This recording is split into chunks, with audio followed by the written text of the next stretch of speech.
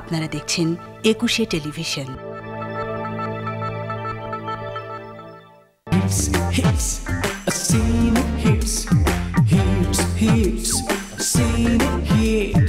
নতুন পুরনো ছবি গানে বাজবে সবার প্রাণে প্রাণে। দর্শক বন্ধুরা কেমন আছেন? আশা করি, বিশ্বাস করি আপনারা ভালো আছেন, সুন্দর আছেন, সুস্থ আছেন। আপনাদের প্রত্যেককে আমন্ত্রণ জানাচ্ছি একুশে টেলিভিশনের সাপ্তাহিক চলচ্চিত্র বিষয়ক অনুষ্ঠান তিব্বত স্নো প্রেজেন্স সিনেজ দেখার জন্য। যারা নতুন আজকে জয়েন করেছেন তাদের জন্য একটু ব্রিফ করি আমাদের অনুষ্ঠানটা আমরা কিভাবে সাজাই। আমাদের মাঝে একজন অতিথি থাকেন, তার সাম্প্রতিক কর্মকাণ্ড, চলচ্চিত্র নিয়ে ভাবনা এবং ভবিষ্যৎ পরিকল্পনা আমরা জানার চেষ্টা করি। আর গল্পের ফাঁকে ফাঁকে দেখানোর চেষ্টা করি যে সিনেমা রিলিজ হয়েছে এবং রিলিজ হতে যাচ্ছে এরকম সিনেমার এক্সক্লুসিভ কিছু গান। একই ফরম্যাটে সাজিয়েছি আমাদের আজকের অনুষ্ঠান। আশা করি পুরো অনুষ্ঠান জুড়ে থাকবেন এবং দেখবেন, ভালো লাগবে আপনাদের। আর আমি কিন্তু আছি পুরো অনুষ্ঠান জুড়ে সঞ্চালনার দায়িত্বে। আর আজকে যিনি আছেন তার সঙ্গে পরিচয় করিয়ে দেওয়ার আগে আপনাদের কিছু ইনফরমেশন দিই। তিনি অনেক আগে থেকেই মঞ্চ অভিনেতা, সঙ্গীতে কাজ করেন, তারপর বিদেশে চলে গেছেন। বিদেশ যাওয়ার আগে বাংলাদেশে একটা সিনেমা করে গেছেন। সেই সিনেমাটি গেল 7 ফেব্রুয়ারি সারা বাংলাদেশব্যাপী মুক্তি পেয়েছে। সিনেমার নাম বলি। অনেকেই আলোচনায় শুনেছেন, অনেকে গিয়ে দেখেছেন। যে সিনেমাটি পরিচালনা করেছেন ইকবাল হোসেন চৌধুরী, আর এটার নাম ভূমিকা একজন অভিনয় করেছেন আমাদের চট্টগ্রামের ছেলে, বাংলাদেশের গর্ব ইতমাম। তিনি আছেন আমাদের মাঝে। চলুন কথা বলি আমাদের আজকের অতিথির সঙ্গে। কেমন আছো? খুব ভালো, আপনি কেমন আছেন? আমি তো ভালো আছি। বাংলাদেশে এসে এখন কেমন লাগছে? একটা উপলক্ষ নিয়ে এসেছো, তোমার সিনেমা রিলিজ হয়েছে, সেই জন্য এসেছো। কেমন লাগছে সব মিলিয়ে? খুবই অসাধারণ লাগছে। আমার সিনেমা, আমার প্রথম সিনেমা, আমি বিগ স্ক্রিনে দেখতে পাচ্ছি। আমার বড় পর্দায় প্রথম আসা দর্শকের সামনে, এটা নিয়ে খুবই অসাধারণ অভিজ্ঞতা। এবং এরই সাথে আসলে আমি এই সিনেমা নিয়ে বিভিন্ন দেশ ঘুরেছি। একদম শেষে যখন নিজের দেশে নিজের মানুষের সাথে বসে দেখার সুযোগ হলো, এই অভিজ্ঞতা আসলে অসাধারণ, অনন্য। এটা বলে প্রকাশ করা যাবে না, শব্দে ব্যাখ্যা করা যাবে না। দেখেছো বিগ স্ক্রিনে, দেখেছেন অনেক দর্শক, অনেক দর্শকের ফিডব্যাক তোমাকে কতটুকু আন্দোলিত করেছে, কতটুকু আনন্দিত করেছে, বা তোমার অনুভূতি কেমন? আমাদের সিনেমাটা হচ্ছে একটা ইনটিউশনাল সিনেমা। তো এই সিনেমাটা যেখানে গল্পটা শেষ হয় সেখান থেকে অনেকগুলো গল্পের শুরু হয়। তো আমি যেটা পেয়েছি দর্শকের থেকে বিভিন্ন ধরনের মতামত, যে এই সিনেমা নিয়ে প্রত্যেকে যে একই ধরনের ওদের পার্সপেক্টিভ এমনটা না, এক একজন এক একভাবে দেখেছে সিনেমাটাকে, এই গল্পটাকে এক একভাবে নিয়েছে। এবং প্রচুর ফেসবুক রিভিউজ পেয়েছি, আমি অনেক ফোন কলস পেয়েছি, এবং আমি আমাদের ডিরেক্টরসের কাছে শুনেছি। আমি আমার থিয়েটারে গিয়েছিলাম, ওখানে মানুষজন কথা বলা বলি করছে এবং মানুষজনের কাছে প্রশ্ন যাচ্ছে এই সিনেমাটা নিয়ে।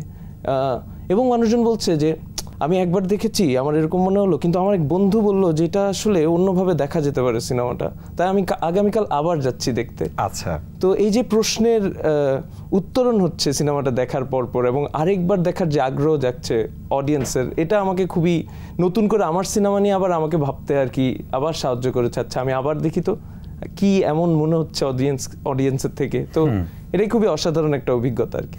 আচ্ছা, বুঝতে পেরেছি, দারুণ অভিজ্ঞতা। তোমার শুরুটা কিভাবে, একদম তোমার কেরিয়ার থেকে শুরু করে এই সিনেমায় কিভাবে তুমি সম্পৃক্ত হয়েছো, গল্পটা একটু শোনাও। আমার জার্নিটা আসলে শুরু হয় ফ্যাশন দিয়েই। আমি প্রথমে মডেলিং করেছি, বেশ কিছু ব্র্যান্ডের সাথে কাজ করেছি, আমি র্যাম্প করেছি, আমি অ্যাডভার্টাইজমেন্টে কাজ করেছি। তারপরে এসে আমি থিয়েটারের সাথে যুক্ত হয়েছি। আমি প্রাচ্যনাট থিয়েটারের সাথে দীর্ঘ 8 বছর ছিলাম। এরপরে আসলে আমি প্রথমত অভিনয়ে আসার যে জায়গাটা, সেটা হচ্ছে আমার বাবা থেকে। আমার বাবা 30 বছর থিয়েটার করে। আচ্ছা, তো আমি ছোটবেলা থেকে আমার বাবাকে দেখেছি, অনুপ্রাণিত হয়েছি। কখনো বলিনি যে আসলে আমার বাবা আসলে আসে না শখের জন্য থিয়েটার করেছে, কিন্তু আমার মনে হয়েছে যে না, অভিনয়টাকে আসলে আমি পেশা হিসেবে নেওয়া যেতে পারে। আমি আসলে এটার ব্যাপারে আরো গভীরে ডুবকি লাগাই আর কি। তো ওই ডুবকি দিয়ে ওঠার পরে আমি দেখলাম যে এই জগৎ বিশাল বড়, এখানে শেখার শেষ নাই, এখানে জানার শেষ নাই। এখানে আসলে ওই ডুবকিতে আসলে সাগরের গভীরে হারায় যাওয়া যায়, চরিত্রের শেষ নাই, দেখানোর শেষ নাই। তো এরই সাথে এই যে প্র্যাকটিস করতে করতে আমার থিয়েটার চর্চা চলতে থাকে, আমার অভিনয়ের প্রতি ভালোবাসা আরো বাড়তে থাকে, বিভিন্ন চরিত্র এক্সপ্লোর করার প্রতি ভালোবাসা আরো বাড়তে থাকে। এরকম একটা সময়ে একজন কাস্টিং ডিরেক্টর আছে রাতুল ভাই। তো রাতুল ভাই হুট করে আমাকে ফোন দেয় যে আচ্ছা, তুমি তো চট্টগ্রামের ছেলে, আমরা একটা চট্টগ্রামের ভাষায় সিনেমা বানাচ্ছি, তো ওখানে চট্টগ্রামের ভাষায় কথা বলতে হবে। আচ্ছা ঠিক আছে, এটা হচ্ছে প্রথম ক্রাইটেরিয়া ওই চরিত্র পাওয়ার জন্য। তো আমি গেলাম অ্যাপেল বক্সের অফিসে, ইকবাল ভাই বসেছিলেন আমাদের ডিরেক্টর। তো উনি বলল যে আচ্ছা ঠিক আছে, হ্যাঁ তুমি দেখো, একটা পুতুল দিল আমাকে, বলে কি খুব গভীরভাবে এটাকে দেখতে হবে। তো আমি বলছি এটাই অডিশন? বলে কি হ্যাঁ এটাই অডিশন। তো এবং আমি হারাই গেলাম পুতুলের সাথে। হ্যাঁ 10 মিনিট 15 মিনিট 20 মিনিট তুমি দেখতে থাকো, অসুবিধা নাই। তো উনি আমাকে দেখতেই দিলেন। এরপরে উনি বললেন কি ঠিক আছে, আর তুমি কি একটা ধরো 120 কেজি ওজনের মানুষ দিলে আলগাতে পারবা, ঘাড়ের উপর তুলতে পারবা? আমি বললাম যে এটা একটু কষ্ট হবে বটে, কিন্তু আমি যদি টেকনিকটা ধরতে পারি, আমি ঠিকভাবে যদি টেকনিক্যালি আলগাতে পারি, আমি ডেফিনেটলি আলগাইতে পারবো। অসম্ভব না। হ্যাঁ। তো আমার চরিত্র, এই সিনেমায় আমার যে চরিত্র দফর, ওর একটা ডায়লগ আছে চট্টগ্রামের ভাষায়, যে হল জানিলে বনের হাতিও ফেলাই দেন যায়। মানে তুমি যদি কৌশল জানো তাহলে বনের হাতিটাকেও তুমি ফেলে দিতে পারবে। তো আমার যে চিন্তা ভাবনা, দফরের যে চিন্তা ভাবনা, কিছু জায়গায় কিছুটা সিমিলারিটিজ আছে। তো সবকিছু মিলিয়ে আর কি চরিত্রটার মধ্যে মানে ইনভলভ হওয়া, সিনেমাটার সাথে ইনভলভ হওয়া, এই চরিত্র নিয়ে আগানো, এবং অনেক অনেক স্ট্রাগল, এই চরিত্রের জন্য অনেক কিছু পার করতে হয়েছে আর কি। তো তুমি যখন এই কৌশলী জবাব দিলে যে কৌশল জানা থাকলে হাতিকেও ফেলা যায়, তুমি তো ডায়লগটা পরে জেনেছো, কিন্তু যখন ওনাকে বলেছো যে আমি কৌশল জানলে অবশ্যই পারবো 120 কেজি বা 50 কেজি ওজনের মানুষকে ফেলতে, এরপরে কি হলো? তো সিলেকশনটা কখন জানলে তুমি? আমি সিলেকশনটা আসলে আমার জানতে খুব বেশি দিন সময় লাগেনি আসলে। আমি 1-2 দিনের মধ্যে কারণ আমার ব্যাপারটা ছিল, আমি খুব লিন ফিজিকের ছিলাম। আমার ডিরেক্টর হাতে সিনেমা বানানোর জন্য উনি আগামী 2 থেকে 2.5 মাসের মধ্যে সিনেমার শুট শুরু করবে, এবং উনি চাই যে দফরকে স্ক্রিনে খুব বিশাল দেখাতে হবে এবং একটা পেট লাগবে দফরের। আচ্ছা। হ্যাঁ, তো আমি সেই 2 থেকে 2.5 মাসে অলমোস্ট 7 থেকে 8 কেজির মতো ওজন গেইন করি। এবং ওই যে সময়টা, ডিরেক্টর তো জানে যে খুব কম সময় আছে তৈরি হওয়ার জন্য, তার জন্য আমি বোধহয় তাড়াতাড়ি পেয়ে গেছি যে okay your lock. Okay okay, very nice.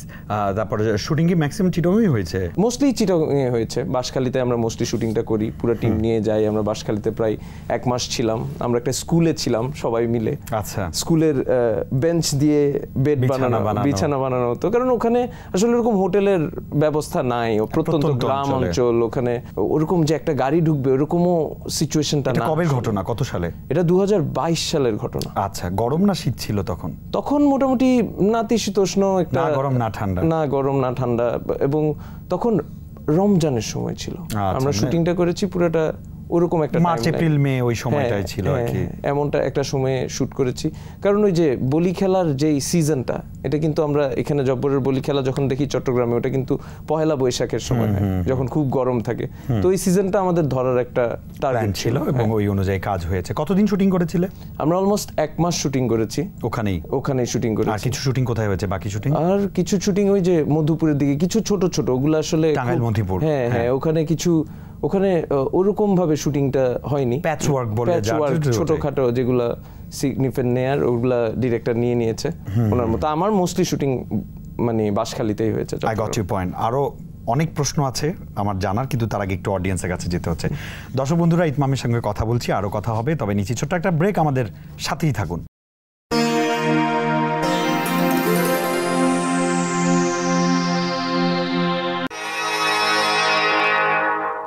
ব্রেকের পর আপনাদের সবাইকে স্বাগত জানাচ্ছি। 21-এর পর্দায় আপনারা দেখছেন তিব্বত স্নো প্রেজেন্স সিনেজ। আমাদের সঙ্গে আছেন বলির নায়ক ইতমাম। চলুন কথা বলি তার সঙ্গে। ইতমাম, আমরা যে কথাগুলো বলছিলাম যে তোমরা প্রায় 1 মাসের মতো শুটিং করেছো, ডাবিং করতে হয়েছিল?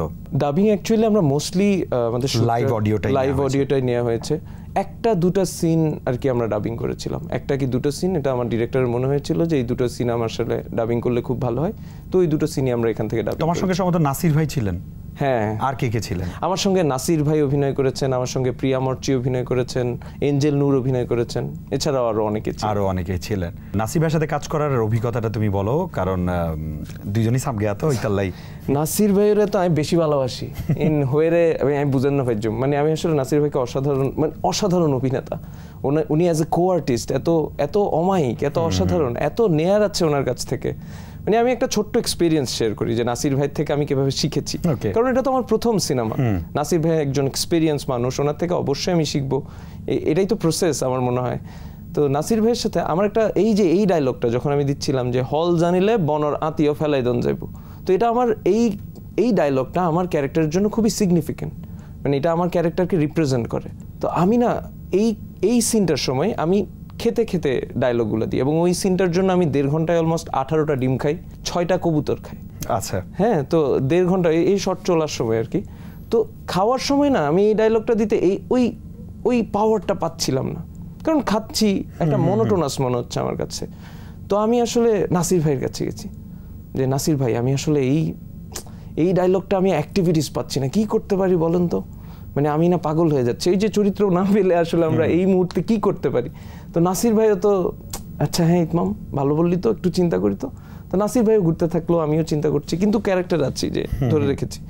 নাসির ভাই একটু পরে আসলো, এসে বলে যে তুই কিছু একটা নে, যে হাতিও ফেলাই দন যাইবু, ফেলে দেয় ছুঁড়ে দেয়। এখন আমি তো খাচ্ছি ডিম, আমি তো যে কোনো কিছু ধরতে পারছি না, তাই না, আমি খাবার খাচ্ছি, তো ডিমের একটা খোসা থেকে উপরে সাদা খোসা, তো এটা হচ্ছে আমার জন্য, পুরো আমার বিশ্বাসের জন্য। এটা হয়তো স্ক্রিনের মানুষজন দেখেই নাই যে আমি সাদা খোসাটা আমি ছুঁড়ে ফেলছি, কিন্তু ওই যে ওই ডেপটা, আমি যে বিলিভটা হয়েছে যে আচ্ছা বনের হাতিটাকে আমি ছুঁড়ে ফেললাম, হ্যাঁ, এবং হাতিটাকে আমি আসলে এতটুকু বানিয়ে ফেললাম আমার সামনে, এই যে আমার মধ্যে পাওয়ারটা আসলো, এটা আসলে নাসির ভাইয়ের একটা বিশাল কৃতিত্ব আর কি। আমার মানে এটা একটা বিশাল শিক্ষা as an actor for me, কিভাবে কোনো কিছু না থাকলেও একটা ছোট অবজেক্টকেও মেইন সাবজেক্ট বানানো যায়, হ্যাঁ, just because of your acting, ওটাই সম্ভব, এটাই অ্যাক্টরের মনে হয় শক্তি। এক্স্যাক্টলি। ওকে, তো এই সিনেমাটা এখন তো রিলিজ হয়ে গেছে, তো মানুষ প্রশংসা করছে, কিন্তু প্রশংসিত এর আগে সারা বিশ্বের বিভিন্ন উৎসবেও হয়েছে, তার কিছু কিছু জায়গায় তুমিও গেছো, সেই জার্নিটা যদি আমাদের সাথে একটু শেয়ার করতে। আমরা প্রথমত বুসান ফিল্ম ফেস্টিভ্যালে নিউ কারেন্টস বিভাগে বেস্ট ফিল্ম অ্যাওয়ার্ড পেয়েছি। এরপরে আমরা সাংহাই ফিল্ম ফেস্টিভ্যাল গেছি, আমার বুসানে যাওয়া হয়নি, আমি সাংহাই গিয়েছিলাম। এরপরে আমরা Asian film festival of Barcelona গিয়েছি, স্পেন, আমি ওখানেও গিয়েছিলাম। আমার যেটা সবচেয়ে অদ্ভুত লেগেছে সেটা হচ্ছে প্রত্যেকটা জায়গায় না হাউসফুল। আচ্ছা, ওরা কিন্তু আমাদের ভাষা বোঝে না, আমরা বলি না যে ঢাকা শহর বা অন্যান্য শহরে গেলে চট্টগ্রামের ভাষা মানুষ বোঝে না, কিন্তু ওরাও তো বোঝে না, ওরা তো বুসান, ওরা সাউথ কোরিয়ায় বসে আছে, কেউ চায়নায় বসে আছে, স্পেনে বসে আছে, কিন্তু দে লাভড আওয়ার সিনেমা, ওরা অ্যাপ্রিসিয়েট করেছে, এবং ওরা যেই ডিটেইলিংগুলো সিনেমার ওগুলো ধরতে পেরেছে, ওগুলো নিয়ে প্রশ্ন করছে। দ্যাট মিনস ওরা আসলে, কারণ আমাদের সিনেমাটা কিছু জায়গা থেকে এরকম যে কোনো ল্যাঙ্গুয়েজ দরকার হয় না, মানে অভিনয় সঙ্গীতের আসলে কোনো ভাষা থাকে না, কারণ আমাদের ফ্রেমগুলা, আমাদের সাউন্ডগুলা, ধরেন একটা সাগরের শব্দ, পাতার মর্মর শব্দ, হ্যাঁ, আমাদের চট্টগ্রামে টুটট্যাং বলে একটা জিনিস আছে, এই টুটট্যাংয়ের শব্দ, ঝিঝি পোকার শব্দ, এইগুলো আসলে যেই অ্যাম্বিয়েন্সটা ক্রিয়েট করে এবং এর সাথে যেই ভিজুয়াল চলে, এটা আপনাকে একটা মেডিটেটিভ পর্যায়ে নিয়ে যায়। এক্স্যাক্টলি। ওই জায়গাটুকুতে যে ইকবাল ভাই যে ওয়ার্ল্ডটা ক্রিয়েট করতে চেয়েছে, এই ফরেনার্সদের কাছে ওই ওয়ার্ল্ডটা ভিজিবল হয়েছে, ওরা দেখতে পেরেছে, এটাই বোধহয় কমিউনিকেশনটাই হচ্ছে প্রাথমিক সাকসেস এই ফিল্মের। এটাই। তোমার কি মনে হয় একটা কাজ একটা শিল্পীকে কতটুকু তৃপ্তি দেয় আর কতটুকু দায় বাড়িয়ে দেয়, দায়িত্ব বাড়িয়ে দেয়? এটা কিন্তু একজন শিল্পীর ক্ষেত্রে প্রত্যেকটা কাজই ওর একটা সন্তানের মতো, খুব সুন্দর করে লালন পালন করে ধরে ধরে কাজ করে ওটাকে মানে দর্শকের সামনে নিয়ে যাওয়া, এই যে জার্নিটা, এটা মনে হয় প্রত্যেকটা ফিল্মই এক একটা ট্রেনিং সেশন আমার মনে হয়। ধরেন বলির মাধ্যমে আমার এক ধরনের ট্রেনিং হয়েছে, আমি কিছু জিনিস শিখেছি, আমি বলি খেলা শিখেছি, আমি দেখেছি যে আমি আসলে কতটুকু নিজের কমফোর্ট জোনের বাইরে গিয়ে শরীর বড় করতে পারি, তো এটা একটা আমার জার্নি। কিন্তু এখন হলো ধরেন আমি আরেকটা চরিত্র করলাম যেখানে আসলে আমাকে একদম শুকায় কাঠ হয়ে যেতে হচ্ছে, ঠিক আছে, পুরো অন্যরকম, ওটা আমার জন্য আরেক ধরনের জার্নি হবে। তো আমার মতে আসলে কাজ করতে থাকা উচিত, প্র্যাকটিস করতে থাকা উচিত, স্ক্রিপ্ট আসবে, নতুন ডিরেক্টররা কথা বলবেন।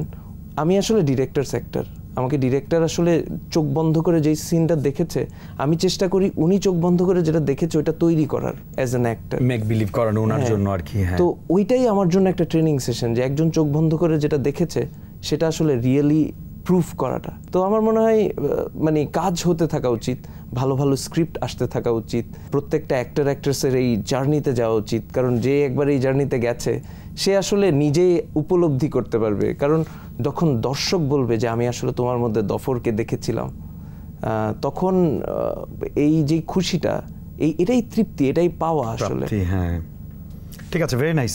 আমি একটু অডিয়েন্সের কাছে যাচ্ছি। দর্শক বন্ধুরা, ইতমামের সঙ্গে কথা হচ্ছে, আরও কথা হবে, আমাদের সাথেই থাকুন, দেখা হচ্ছে ব্রেকের পর।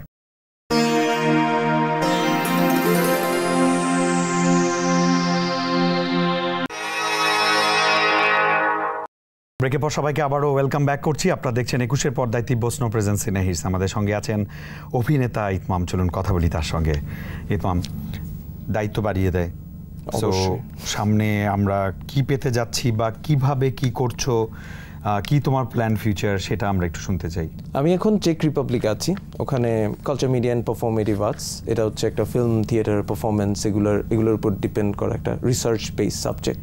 আমি ওখানে অনেক ফিল্ম দেখছি, অনেক আর্টিস্টের পারফরমেন্স দেখছি, অনেক থিয়েটার দেখছি, অনেক অভিনয় দেখছি এবং নিজেও প্র্যাকটিস করছি। হ্যাঁ, আমরা কিছু প্র্যাকটিক্যাল কাজও করে থাকি। আমি রিসেন্টলি শেক্সপিয়ারের ম্যাকবেথ করেছি এবং আমি ম্যাকবেথের চরিত্রটা করেছি। সো এভাবে আমি ছোট ছোট করে আসলে প্র্যাকটিসটা থামাচ্ছি না। বাংলাদেশে কিছু কাজের কথা হচ্ছে, ওগুলা গোপন রাখতে বলা হয়েছে, সো ওগুলো এখন বলা যাবে না, কিন্তু অতি শীঘ্রই আমরা আসবো ভালো কিছু কাজ নিয়ে দর্শকের কাছে। এটা মাত্র আমার যাত্রা শুরু, অনেক কিছু করা বাকি, কিন্তু আমার প্র্যাকটিসটা চলছে। চেক রিপাবলিকে আমার গিয়ে যেটা মনে হয়েছে যে আসলেই এই কালচারাল এক্সচেঞ্জটা দরকার। ওখানে একটা বিশাল কালচারাল হাব আছে, ওখান থেকে শেখার নেয়ার অনেক কিছু আছে এবং আমার মনে হয় যে ওখান থেকে আমি যা শিখছি ওটা শিখে আসলে আমার দেশের সিনেমায় দেয়ার অনেক কিছু আছে। সো এই জার্নিটা শুরু হয়েছে, চলছে, দেখি দেশের সিনেমা নিয়ে অনেক দূরে এগিয়ে যাওয়ার ইচ্ছা। That's wonderful.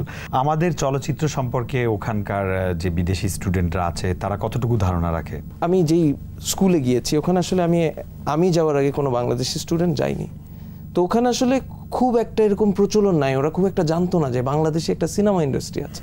তো আমি ওখানে গিয়ে প্রথমে জহির রায়হানের জীবন থেকে নিয়ে একটা রিসার্চ প্রজেক্ট করি। আসলে জানাই যে এটা একটা পলিটিক্যাল স্যাটায়ার, বাংলাদেশে এইসব প্র্যাকটিস করে আসছে একদম 71 সালের সময় থেকে, যখন আমরা স্বাধীন হই। এটা আমাদের প্রতিবাদের ভাষা ছিল, একটা সিনেমা। তো আমাদের ইন্ডাস্ট্রি তো আসলে ওই জায়গা থেকে তৈরি, ওইটাই আমাদের রুট আসলে।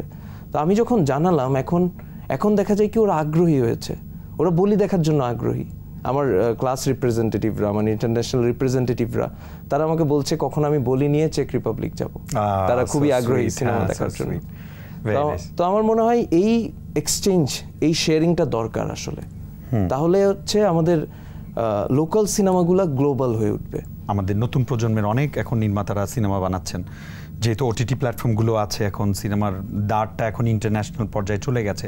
তো সেই ক্ষেত্রে তাদের হাত ধরে আমাদের সিনেমাটা আন্তর্জাতিক বাণিজ্যিকীকরণের, কারণ দিন শেষে টাকাটা তো অনেক ইস্যু, তো বাণিজ্যিকীকরণের ব্যাপারে কতটুকু ভূমিকা রাখবে পজিটিভলি? ফরেন কান্ট্রিগুলা, ওদের যে প্রডিউসারগুলো, ওরা আমাদের সিনেমা নিয়ে খুবই ইন্টারেস্টেড, কারণ আমাদের গল্প বলার ধরন আলাদা, আমাদের গল্পগুলো আলাদা। কারণ একটা ইউরোপিয়ান মানুষ, সে আসলে ইউরোপিয়ান যেই ফার্স্ট ওয়ার্ল্ড লাইফস্টাইল দেখছে, সেই জায়গা থেকে কিন্তু আমাদের বাংলাদেশের গল্পগুলো, আমাদের গ্রামের মানুষগুলো, আমাদের এই সমুদ্র পাড়ের মানুষগুলো খুবই ভিন্ন। হ্যাঁ, এদের জীবনযাত্রা খুবই ভিন্ন, এদেরকে ওরা কখনো দেখেনি। তো তারাও এক্সপ্লোর করতে চায়। এই গল্পগুলো ওদের কাছে খুবই ইন্টারেস্টিং এবং ওরা খুবই আগ্রহী আমাদের সিনেমার সাথে যুক্ত হওয়ার, ওরা আগ্রহী আমাদের সিনেমায় ইনভেস্ট করার। তাই আমার মনে হয় আসলে বাইরের মার্কেটে আমাদের দেশের সিনেমার বেশ একটা সম্ভাবনা আছে। সো তুমি সব মিলিয়ে কতটুকু আশাবাদী সিনেমা নিয়ে? আমি খুবই আশাবাদী। বাংলাদেশে খুব ভালো ভালো ডিরেক্টরসরা আসছেন, খুব ভালো ভালো অ্যাক্টার্সরা আসছেন এবং আমার মনে হয় খুব প্যাশনেট মানুষজন আসছেন এখন।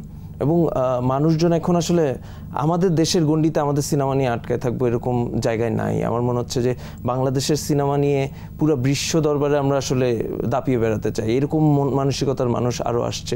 এটাও হওয়া উচিত আসলে। মানে সিনেমা তো আসলে একটা গ্লোবাল জিনিস, এটা সিনেমা ইটসেলফ আ ল্যাঙ্গুয়েজ এবং এটা সবার কাছে পৌঁছে যেতে পারে এটার আসলে গল্প বলার ধরন দিয়ে। তো আমার মনে হয়, আমি খুবই আশাবাদী বাংলাদেশের সিনেমা নিয়ে, বাংলাদেশের সিনেমা এগিয়ে যাক। আমরা বাংলাদেশের সিনেমার সাথেই থাকতে চাই, অনেক দূর এগিয়ে যেতে চাই। যাত্রা শুভ হোক, এই পথের আমিও পদযাত্রী। তোমার সিনেমায় কটা গান আছে? আমার সিনেমায় একটাই গান আছে। আচ্ছা, আমি গানটা তোমার কণ্ঠে শুনতে চাই, শোনাবে? হ্যাঁ, শোনা যেতে পারে, আমি চেষ্টা করব। আচ্ছা, তার আগে তোমাকে অনেক থ্যাঙ্কস। এই যে অল্প সময় তুমি বাংলাদেশে এসেছো, অনেক ব্যস্ত দৌড়াদৌড়ির মধ্যে আছো, তারপরে আমাদের সময় দিয়েছো ইটিভির পক্ষ থেকে, তিব্বত প্রেজেন্স সিরিজের পক্ষ থেকে এবং ইমতুর পক্ষ থেকে তোমাকে অনেক ধন্যবাদ। Thank you so much. Thank you.